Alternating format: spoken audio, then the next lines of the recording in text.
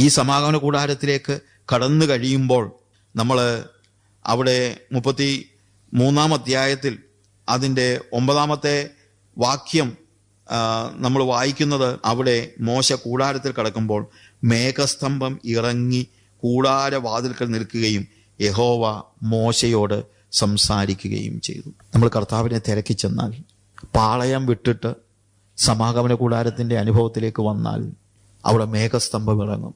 മേഘസ്തംഭം ഇറങ്ങും എന്ന് പറഞ്ഞു കഴിഞ്ഞാൽ നമ്മൾ കാണുന്ന പോലെ ഫിസിക്കലി അല്ല, ദൈവത്തിൻ്റെ മേഘം, ദൈവത്തിൻ്റെ തേജസ് ഇറങ്ങി വരും. അവിടെ എന്താ എഴുതിയിരിക്കുന്നത്? യഹോവ മോശയോട് സംസാരിച്ചു. എങ്ങനെയാ സംസാരിക്കുന്നത്? 11 വാക്യത്തിൽ, ഒരുത്തൻ തൻ്റെ സ്നേഹിതനോട് സംസാരിക്കുന്നത് പോലെ യഹോവ മോശയോട് അഭിമുഖമായി സംസാരിച്ചു. സ്നേഹിതനോട് സംസാരിക്കുമ്പോഴുള്ള പ്രത്യേകത എന്താ? സ്നേഹിതൻ പറയുന്നതെല്ലാം കേൾക്കുക മാത്രമല്ല, നമുക്ക് സംശയമൊക്കെ ഉണ്ട്, അങ്ങോട്ട് ചോദിക്കുകയും ചെയ്യാം. അങ്ങോട്ടും ഇങ്ങോട്ടുമുള്ള സംസാരം, അതാ ശരിക്കും സമാഗമന കൂടാരത്തിൽ നടക്കുന്നത്. സമാഗമന കൂടാരത്തിൽ ദൈവം നമ്മളോട് സംസാരിക്കുന്നു, നമ്മൾ ദൈവത്തോട് സംസാരിക്കുന്നു. അതിൻ്റെ മറുപടി ദൈവം നമ്മളോട് പറയുന്നു. നമ്മളും ദൈവവും തമ്മിലുള്ള മ്യൂച്വലായിട്ടുള്ള ഒരു സംസാരം. ആ സംസാരമാണ് നമുക്ക് ആവശ്യം. അങ്ങനെ ഒരു സംസാരം നമുക്ക് വേണം. അപ്പോഴാണ് കർത്താവിൻ്റെ വഴി നമ്മൾ മനസ്സിലാക്കുന്നത്. ഒരുത്തൻ തൻ്റെ സ്നേഹിതനോട് സംസാരിക്കുന്നത് പോലെ. സ്നേഹിതൻ്റെ പ്രത്യേകത എന്താ? സ്നേഹിതനോട് നമ്മൾ ഹൃദയം പങ്കുവയ്ക്കുകയാണ്. ഹൃദയം പങ്കുവയ്ക്കുന്ന അവസ്ഥ. യോഹന്നാൻ്റെ സുവിശേഷം അതിൻ്റെ 15 അധ്യായത്തിൽ നമ്മൾ വായിക്കുമ്പോൾ അതിൻ്റെ 15 വാക്യത്തിൽ, യജമാനൻ ചെയ്യുന്നത് ദാസൻ അറിയായകൊണ്ട് ഞാൻ നിങ്ങളെ ദാസന്മാരെന്ന് പറയുന്നില്ല, ഇനി പറയുന്നില്ല. ഞാൻ എൻ്റെ പിതാവിനോട് കേട്ടതെല്ലാം നിങ്ങളോട് അറിയിച്ചത് കൊണ്ട് നിങ്ങളെ സ്നേഹിതന്മാർ എന്ന് പറഞ്ഞിരിക്കുന്നു. ഞാൻ പറഞ്ഞല്ലോ, റിലേഷൻഷിപ്പ് ഇങ്ങനെ കൂടി കൂടി കൂടി കൂടി വരുന്നൊരവസ്ഥ. ഒരു സ്നേഹിതനോട് എന്നതുപോലെ കർത്താവ് നമ്മളോട് സംസാരിക്കും.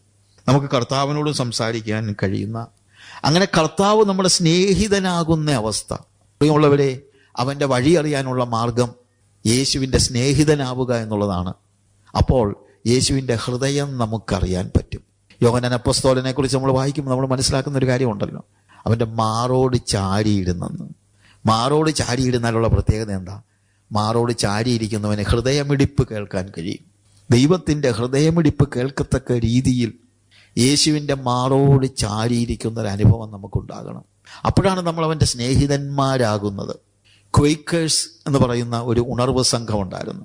ക്വൈക്കേഴ്സ് എന്ന് അവരെ നാട്ടുകാർ വിളിച്ചതാ. കാര്യം അവർ പ്രാർത്ഥിക്കുമ്പോൾ വിറയ്ക്കുമായിരുന്ന കണ്ടവർക്കൊക്കെ തോന്നിയത്, അവരിങ്ങനെ വിറയ്ക്കും, പ്രാർത്ഥിക്കുമ്പോൾ വിറയ്ക്കും. ക്വൈക്കേഴ്സ്. പക്ഷെ അവരവരെ വിളിച്ചത് ക്വൈക്കേഴ്സ് എന്നല്ല, അവരവരെ വിളിച്ചത് ഫ്രണ്ട്സ് ഓഫ് ജീസസ് എന്നാ. യേശുവിൻ്റെ സ്നേഹിതന്മാർ. നിങ്ങൾ ആരാണ്? We are friends of Jesus. അതെങ്ങനെയാടാ ദൈവത്തിൻ്റെ സ്നേഹിതന്മാരാകുന്നത്?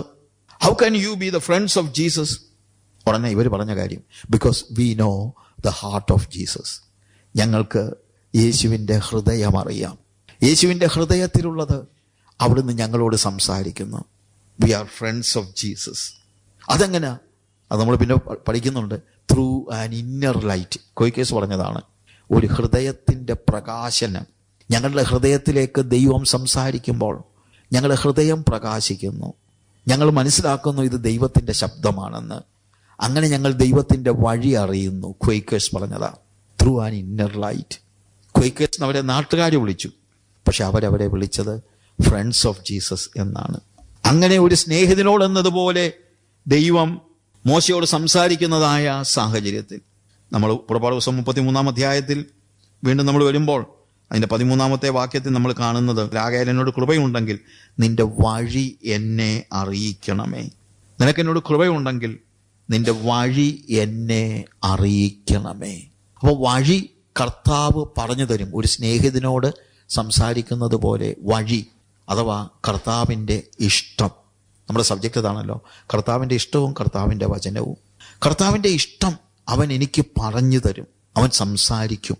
ആ ശബ്ദം നമ്മൾ കേൾക്കണം. ഇത് ചില ആളുകൾക്ക് വേണ്ടി, ഇത് ഈ പ്രസംഗം കേൾക്കുമ്പോഴും ആൾക്കാർ ചിലപ്പോൾ ചിന്തിക്കും അതൊക്കെ വലിയ വലിയ ആൾക്കാർക്ക് വേണ്ടി, അല്ലെങ്കിൽ ആത്മീക സ്പിരിച്വൽ ജയൻസിന് വേണ്ടിയൊക്കെ ഉള്ളവരാ, ഞാൻ ആരാ? അങ്ങനെയല്ല. ഒരു സ്നേഹിതനോടുന്നതുപോലെ നിങ്ങളോട് സംസാരിക്കാൻ കർത്താവ് ആഗ്രഹിക്കുന്നുണ്ട്. ഒറ്റ കാര്യമേ ഉള്ളൂ, യഹോവയെ അന്വേഷിക്കുന്നവൻ. യഹോവയെ അന്വേഷിക്കുന്നവനൊക്കെയും സമാഗമന കൂടാരത്തിൻ്റെ അടുത്തേക്ക് ചെല്ലുകയാണ്. പാളയം വിട്ട് യഹോവയെ അന്വേഷിക്കുന്നവരൊക്കെയും കൂടാരത്തിലേക്ക് ചെന്നു. നീ യഹോവയെ അന്വേഷിക്കുന്നവനാണെങ്കിൽ ദൈവം നിന്നോട് സംസാരിക്കും. ഇന്നും സംസാരിക്കും. നിന്റെ ഹൃദയത്തോട് സംസാരിക്കും.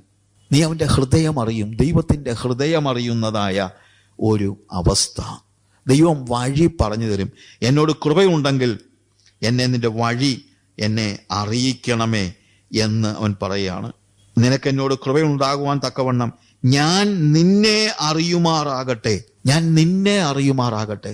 വെറുതെ വഴി കേട്ടേച്ച് പോരുകയല്ല, എനിക്ക് നിന്നെ അറിയണം. റിലേഷൻഷിപ്പ് കണ്ടോ? എന്താ മോശം എന്ന് പറയുന്നത്? എന്നെ വഴി കാണിക്കണമേ, ഒന്ന് എഴുതി തന്നാൽ കുഴപ്പമില്ല, ഒരു മാപ്പ് വരച്ച് തന്നാൽ കുറച്ചുകൂടെ എളുപ്പമാണ് എന്നല്ല പറയുന്നത്. പറയുന്നത് എന്താണ്? ഞാൻ നിന്നെ അറിയുമാറാകട്ടെ. എൻ്റെ വചനങ്ങൾ കേൾക്കുന്നവരെ, നമ്മൾ കർത്താവിനെ അറിയുന്നവരാകണം. വഴി അറിയണം പോരാ, ആ വഴി നമുക്ക് പറഞ്ഞു തരുന്ന കർത്താവിനെ നമ്മൾ അറിയണം. ഞാൻ നിന്നെ അറിയുമാറാകട്ടെ. അങ്ങനെ പ്രാർത്ഥിച്ച മോശയോട് ദൈവം എത്ര സൗമ്യതയോടെ താഴോട്ട് വായിക്കുമ്പോൾ 14-ാമത്തെ വാക്യത്തിൽ മോശയോട് കർത്താവ് പറയാണ്, അതിന് അവൻ എൻ്റെ സാന്നിധ്യം നിന്നോട് കൂടെ പോരും, ഞാൻ നിനക്ക് സ്വസ്ഥത നൽകുമെന്ന് അരുളി ചെയ്തു. കർത്താവ് പറയാ, മോനെ നീ 2 കാര്യമാണ് ചോദിച്ചത്. 1, വഴി പറഞ്ഞു തരണം. 2, എന്നെ നിനക്കൊന്ന് അറിയണം, എൻ്റെ മനസ്സ് നിനക്കൊന്ന് അറിയണം, എൻ്റെ ഇഷ്ടം നിനക്കറിയണം. ഇതൊക്കെയാണ് നീ പറഞ്ഞത്. എന്നാൽ ഒരു കാര്യം ഞാൻ പറയാം, ഇവിടെ വെച്ച് വഴി കേട്ടേച്ച് നീ പോകണ്ട. നീ പോകുമ്പോൾ ഞാൻ നിന്റെ കൂടെ പോരും.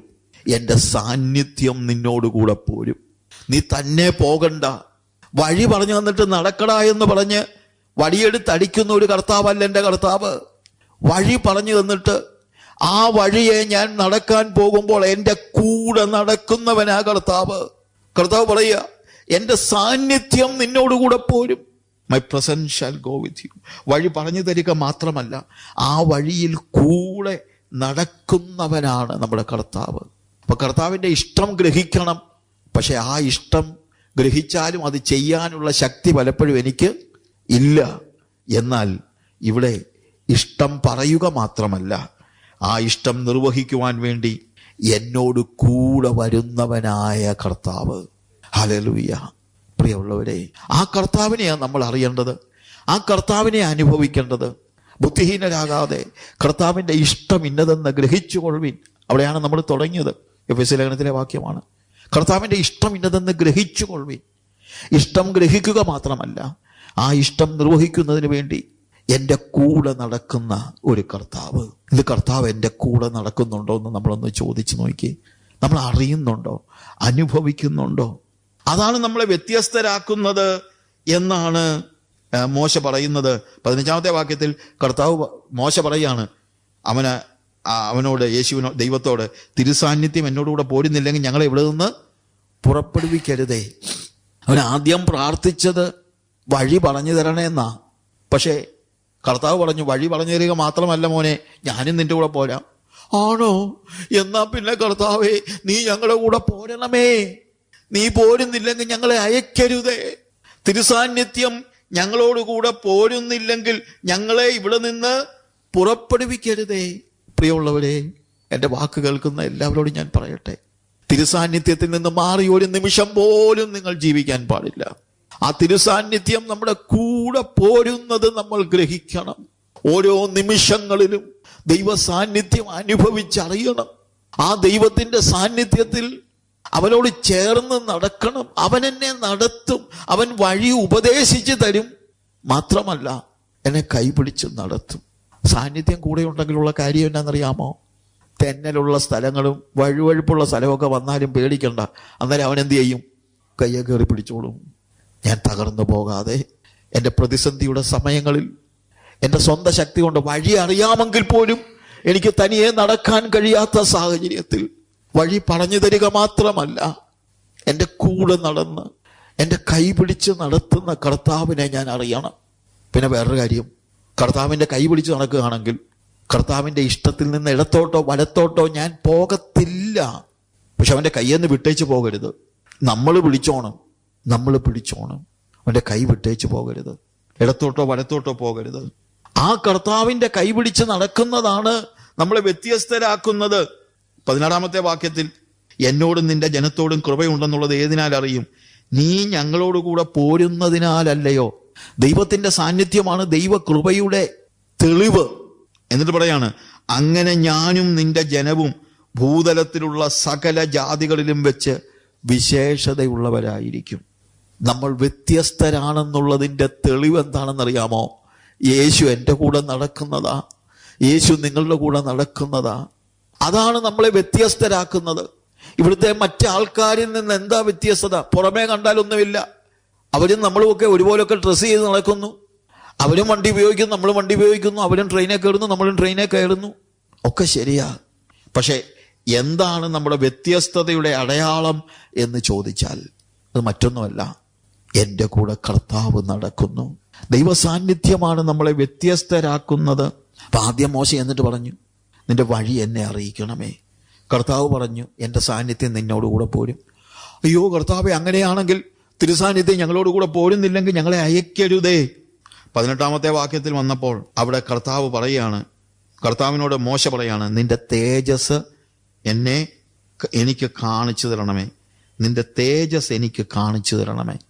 കർത്താവ് പറഞ്ഞു, എൻ്റെ തേജസ് അതേ അർത്ഥത്തിൽ മുഴുവനായിട്ട് നിനക്ക് കാണാൻ പറ്റില്ല, പക്ഷേ ഞാൻ നിന്നെ, നമുക്കറിയാമല്ലോ സ്റ്റോറി അറിയാവുന്നതുകൊണ്ട്, പാറയുടെ പിളർപ്പിൽ ഞാൻ നിന്നെ നിർത്തും, ഞാൻ കടന്നു പോകും, നീ എന്നെ കാണും, നിന്റെ തേജസ് കാണും. അപ്പൊ വഴി, സാന്നിധ്യം, തേജസ്, പാറയുടെ പിളർപ്പാണ് നമ്മൾ കാണുന്നത്.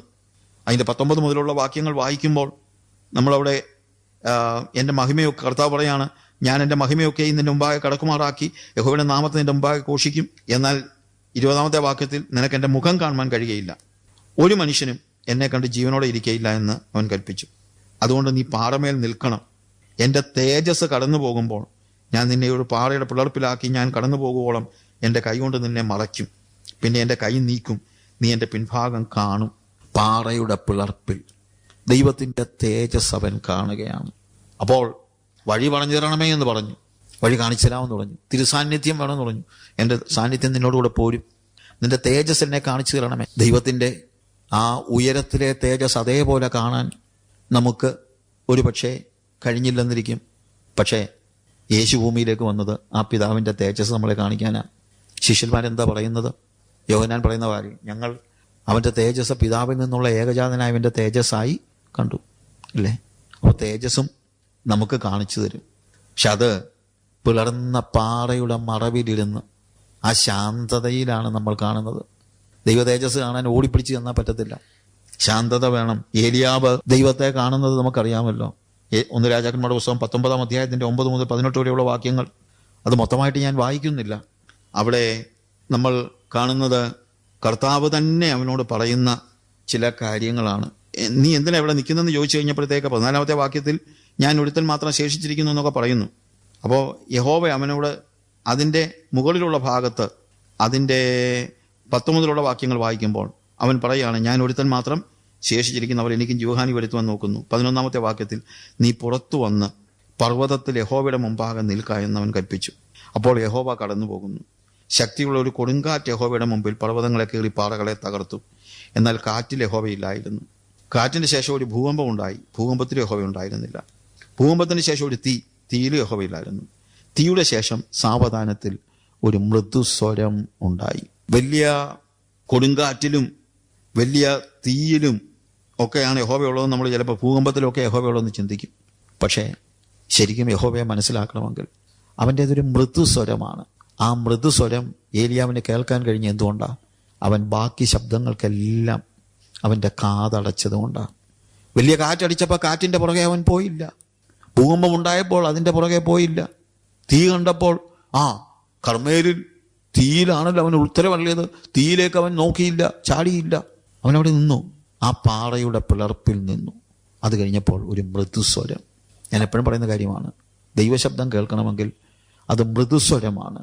അത് മൃദുസ്വരമാണെങ്കിൽ മറ്റെല്ലാ ശബ്ദങ്ങൾക്കും നേരെ നമ്മൾ കാതടയ്ക്കണം. എന്നാലേ പലപ്പോഴും അവൻ്റെ ശബ്ദം നമുക്ക് കേൾക്കാൻ കഴിയുകയുള്ളൂ.